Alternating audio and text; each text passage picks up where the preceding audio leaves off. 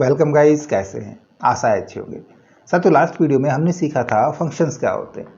अब हम सीखेंगे बिल्ट इन फंक्शंस को, या कहें हम लाइब्रेरी फंक्शंस को। देखिए, यहाँ पे लाइब्रेरी फंक्शंस को दो भागों में डिवाइड किया गया है। एक तो लाइब्रेरी फंक्शंस, दूसरा यूजर डिफाइंड फंक्शंस, जिसमें आज हम सिर्फ लाइब्रेरी फंक्शंस को जानेंगे। तो इस वीडियो में अंत तक बने रहिएगा। नमस्कार साथियों, मेरा नाम है मनोज कुमार और आप देख रहे हैं कंप्यूटर ज्ञान गुरु चैनल। तो चलिए सीख लेते हैं।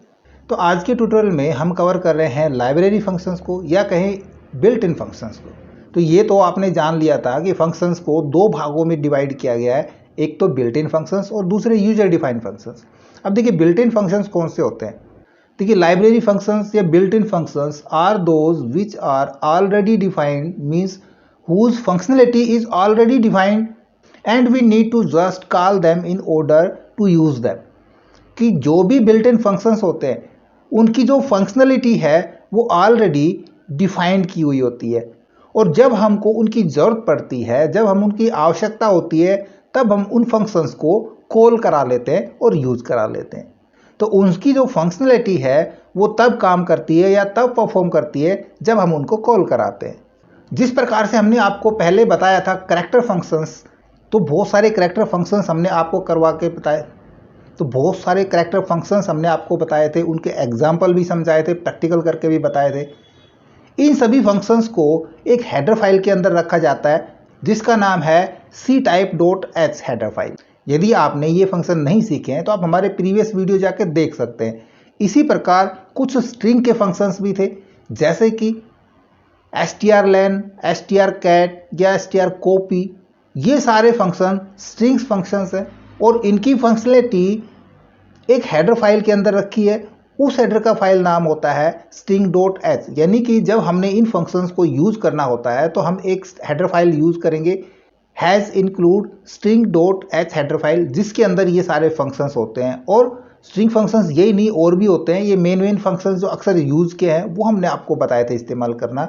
और इसी प्रकार से हम कुछ और फंक्शंस जब आप सीखने वाले हैं, जो हम लाइब्रेरी फंक्शन या इनबिल्ट फंक्शंस जिनको बता रहे हैं, वो भी बहुत सारे फंक्शन हैं, जिसमें कुछ एक एग्जाम्पल मैंने यहाँ पे रखे हैं, जैसे sqrt, पावर, राउंड, फ्लोर। और ये सारे भी एक हेडर फाइल के अंदर ही होते हैं, और ये होते हैं math.h हेडर फाइल के अंदर। यानी कि जब हमने इन फंक्शंस को यूज़ करना है या इनका हमने बेनिफिट लेना है, तब हमको इस हेडर फाइल का इस्तेमाल करना पड़ेगा। इन फंक्शंस की जो सारी फंक्शनलिटी है वो इसी के अंदर लिखी गई है। अब sqrt फंक्शन क्या होता है, क्या काम करता है? ये हमको किसी भी एक नंबर का स्क्वायर रूट रिटर्न कराता है। मान लीजिए हमने लिखा 9, तो 9 का स्क्वायर रूट क्या हो गया? 3, 3 3 जा 9। इसी प्रकार pow फंक्शन ये हमको x और y की पावर रिटर्न करता है।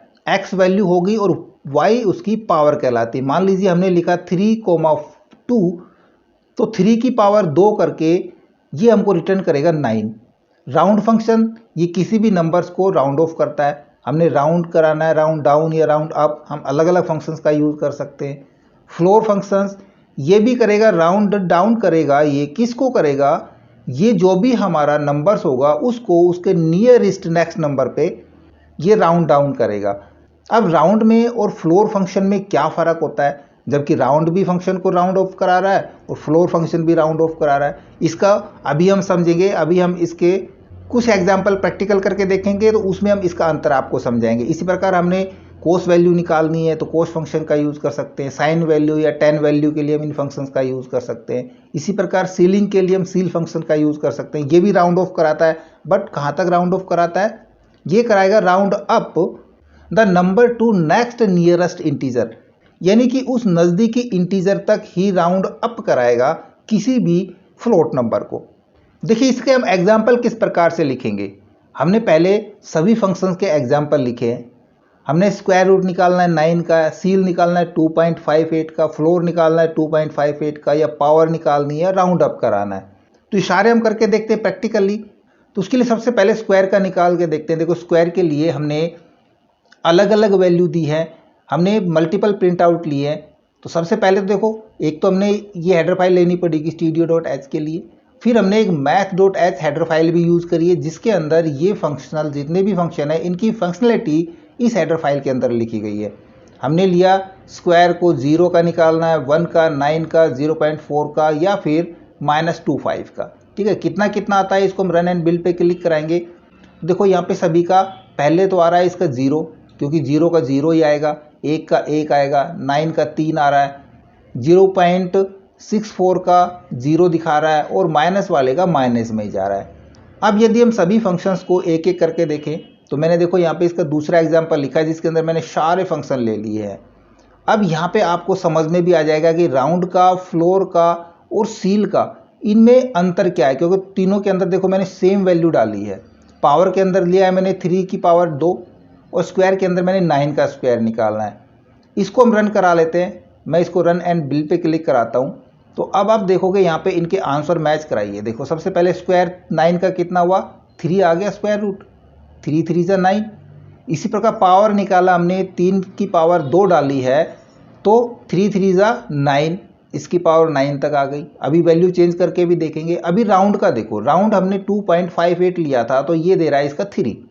3 क्यों दिया इसने, क्योंकि इसको अगर हम राउंड अप करेंगे तो जो 50 तक जो वैल्यू होती है यानी कि 2.50 तक जो होगी वो सारी एक स्टेप अप चली जाएगी, यानी कि इसको एक स्टेप अप करा देगा। और 50 से कम हुई यदि 49 यानी कि 2.49 होता तो इसको 2 पे रोक देता।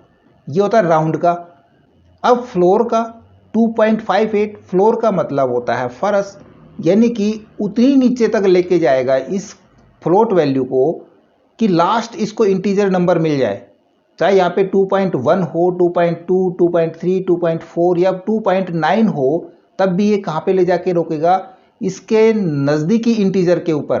तो नज़दीकी इंटीजर इसका फ्लोर की तरफ कौन सा हो गया, 2 हो गया। तो इस पे क्या आंसर दे रहा है, 2 आंसर दे रहा है। इसी प्रकार सील का काम करता है, वो भी नज़दीकी इंटीजर तक ही इसको लेकर के जाएगा।